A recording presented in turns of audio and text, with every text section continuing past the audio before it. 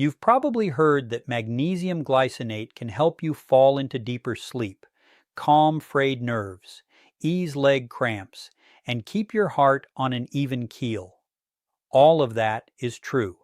But there's one small, easy-to-miss habit that can flip this gentle mineral into working against you. Instead of settling your body down, it can jolt you awake at 3 in the morning, tighten your chest, and send your pulse racing. Almost nobody connects the dots. They blame stress, blame getting older, or just chalk it up to a rough night. But the real explanation is much simpler than that. Magnesium isn't the problem. How you're taking it is. Dr. Mendel watches this play out again and again with older adults who are doing nearly everything right, except for one detail that quietly shuts magnesium down before it ever gets the chance to help. Magnesium powers hundreds of processes that keep your body running smoothly: your muscles, your heartbeat, your nerves, your sleep cycle. When it actually reaches the cells that need it, you notice the change fast. When it doesn't, your body lets you know. So today, Dr. Mandel is going to clear up the confusion. Right now, a microscopic parasite is causing severe, explosive diarrhea in thousands of people across the United States, and for several weeks, no one could pinpoint where it was coming from. Well, today that finally changed. Investigators have pointed to lettuce from a single company called Taylor Farms. And once you understand just how much of our food supply quietly passes through that one company, you'll see why this outbreak spread across so many states so fast. There's also a major twist here. The lettuce may not actually be the true culprit. According to Dr. Mandel, the contamination may already be sitting in the water itself. And that question, what's really in the water we use to grow our food, leads somewhere you'd never expect, including the massive data centers powering AI systems like ChatGPT. So in this video, I'm going to walk you through which foods are completely safe to keep eating right now. I'll also show you a simple cutting mistake nearly everyone makes without realizing it. A small detail like that could genuinely protect your family this week. Then I'll dig into the bigger story, how our food and water systems became this fragile, and why the people responsible for catching these outbreaks keep falling behind. I'll also answer 2 questions I get constantly from worried families. Do those old-fashioned herbal parasite remedies actually work? And if you take no medication at all, can your body clear this infection by itself? The answers are genuinely reassuring. Every topic in this video exists for one reason: to help keep the people you love out of a hospital bed this summer. So if you have an aging parent, a spouse in cancer treatment, or a friend who loves vegetables and salads, send them this video right now. I'm Dr. Mandel. For years, my work has centered on helping people understand their health, prevent illness, and make informed choices to protect themselves and their families. When an outbreak like this threatens the people we love most, especially older adults and those with compromised immune systems, my goal is to keep you informed and keep you safe. Now let's get into it. For weeks, the strangest part of this outbreak to me was the silence. Thousands of people were falling ill, and yet nobody could identify the cause. That may have just changed. As of this recording, investigators have connected these illnesses to shredded iceberg lettuce supplied by one company, Taylor Farms, served at certain Taco Bell locations in Michigan, Ohio, West Virginia, and Kentucky. Before drawing conclusions, here's an important caveat. This link comes from sources close to the investigation and has been reported by major news outlets, but it hasn't been officially confirmed by government health agencies. No formal recall has been issued as of today. Taco Bell says health officials haven't confirmed a connection to any specific ingredient or supplier, though the company has pulled some products as a precaution. I'd treat this as a very strong lead, not yet a final verdict. Remember the story from my last video when everyone blamed California strawberries during the 1996 outbreak, only to discover later that Guatemalan raspberries were the real source. In fast-moving outbreaks like this one, the facts can shift quickly, so it's important not to jump to conclusions. But one thing isn't in dispute, and I looked into this carefully: who Taylor Farms actually is, and that should concern all of us. You might assume you've never bought their products. In reality, you almost certainly have. Taylor Farms is the largest producer of fresh-cut salads and vegetables in North America, a multi-billion-dollar company churning out more than 165 million servings every week out of California's Salinas Valley, often nicknamed the salad bowl of the world. They don't just sell under their own name, they package store-brand salads for Walmart, Kroger, Costco, and Trader Joe's. They also supply shredded greens to McDonald's, Chipotle, Subway, and Taco Bell. Think about that for a second. Peel back the labels at your grocery store, and a striking number trace back to the same processing facilities. On its own, that's not necessarily a scandal, but it does create real vulnerability. Engineers call this a single point of failure.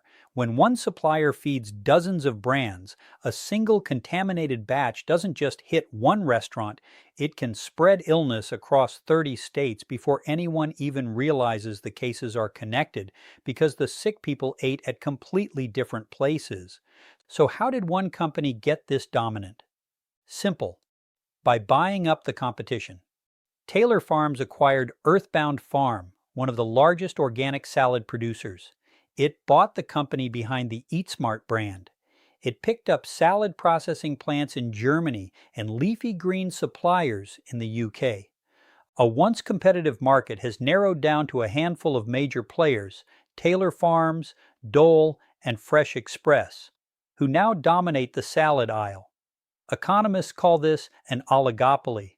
Most shoppers just call it the produce section. In my view, when a market gets this concentrated, one sanitation failure at a single plant can turn into a nationwide public health crisis fast. So does this company have a troubled history? I'd say it's a well-documented one. In 2024, an E. coli outbreak tied to McDonald's Quarter Pounders sickened over 100 people and was linked to the death of an older adult in Colorado.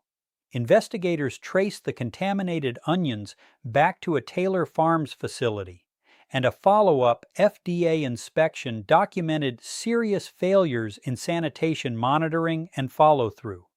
Those are matters of public record, and the company's safety practices deserve scrutiny. Some argue big companies simply see more outbreaks because of their size, maybe. But I think the bigger issue is concentration of power. When an industry consolidates this much, the largest players gain enormous influence over the rules meant to regulate them. Food and agriculture groups spend huge sums lobbying policymakers every year, and industry pressure has helped delay food safety regulations, including one rule specifically meant to help investigators trace contaminated food quickly, which was pushed back roughly 30 months. Meanwhile, federal inspections have dropped to historic lows. I'm not assigning blame here. I'm saying that when fewer companies control more of our food supply, oversight slows down, and outbreaks can take weeks to even locate. If you like digging past the headlines for the real story, that's exactly what this channel is about. Now, let's talk about the water. Some experts think the true source isn't the lettuce at all, it's the water used to grow it.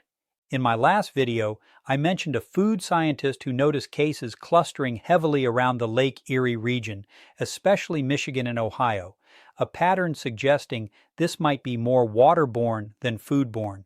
Today, that theory gained real support. Dr. Mandel laid it out clearly. It's likely the water, not the produce itself, driving an outbreak like this. He cited a key statistic. Roughly 45% of irrigation water used on American crops comes from surface water, the kind exposed to leaking septic systems, failing sewers, and environmental runoff. Think about what that really means. If irrigation water is carrying this parasite, then lettuce versus water becomes a false choice. The water is simply the delivery system that got the parasite onto the produce. Former FDA food safety official Frank Yiannis has noted that water's role in spreading this parasite tends to be underappreciated, since contaminated water often serves as the direct route onto fresh produce. So what if these two competing theories are just describing the same event from different angles? None of this is new in infectious disease science. In fact, it might be one of the oldest lessons in the book. Back in 1854, cholera was devastating London's Soho district. The prevailing theory at the time blamed bad air. A physician named John Snow wasn't convinced. He mapped every death house by house and noticed nearly all of them clustered around one public water pump on Broad Street. He couldn't see bacteria or parasites. They hadn't even been discovered yet. But the pattern was undeniable.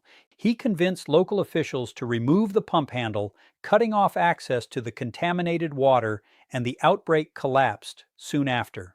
That single decision is now regarded as the birth of modern epidemiology. Snow proved that deadly disease can travel invisibly through water that looks perfectly clean, and that spotting the pattern early enough can stop an epidemic in its tracks. Now, nearly 2 centuries later, we're watching scientists map cases around Lake Erie, and it echoes what Snow accomplished in London. We've also had to relearn this lesson within living memory. In 1993, Milwaukee experienced one of the worst waterborne disease outbreaks in U.S. history. The city's treated municipal drinking water became contaminated with Cryptosporidium, a close relative of the Cyclospora parasite behind today's outbreak. The organism slipped past the filtration system. An estimated 400,000 people got sick, more than half the population served by that water system. Thousands were hospitalized and dozens died, most of them already immunocompromised. And remember, that was treated tap water. It shows how easily a microscopic parasite can slip past systems we assume are keeping us safe. To be fair, there's still disagreement. Michigan officials continue to favor contaminated produce as the more likely source, pointing out that no water sample linked to this outbreak has tested positive for Cyclospora so far. So personally, I view the water theory as strong and credible, but not yet proven. The practical takeaway: if you're in an affected region this summer, avoid swallowing lake or pond water. Regular pool chlorine isn't reliable against this parasite either. And if you're caring for someone immunocompromised, consider using bottled or properly filtered water for now. The extra caution is worth the peace of mind. Now here's a part of this story I honestly didn't expect, and I want to handle it carefully because the internet has been full of speculation. Data centers. Last month, water officials in Cheyenne, Wyoming discovered that a data center affiliated with Meta, one of the huge facilities packed with computers powering AI systems, had flushed its cooling system and discharged that water into the city's sewer system. Testing the wastewater turned up a rare drug-resistant bacterium not normally part of routine screening. The city immediately halted the discharge and barred every data center in the area from repeating that practice. That sounds alarming, so let me explain why it matters. When one of these massive data centers first comes online, engineers fill the cooling system with water, then flush it to clear out the new pipes. Think of it like running a brand new plumbing system at full blast to wash everything out. That water has to go somewhere, and in Cheyenne, it went into the municipal wastewater system. From there, reclaimed water was used on parks and public green spaces where it could turn into a fine mist people might breathe in. Exactly what concerned public health officials.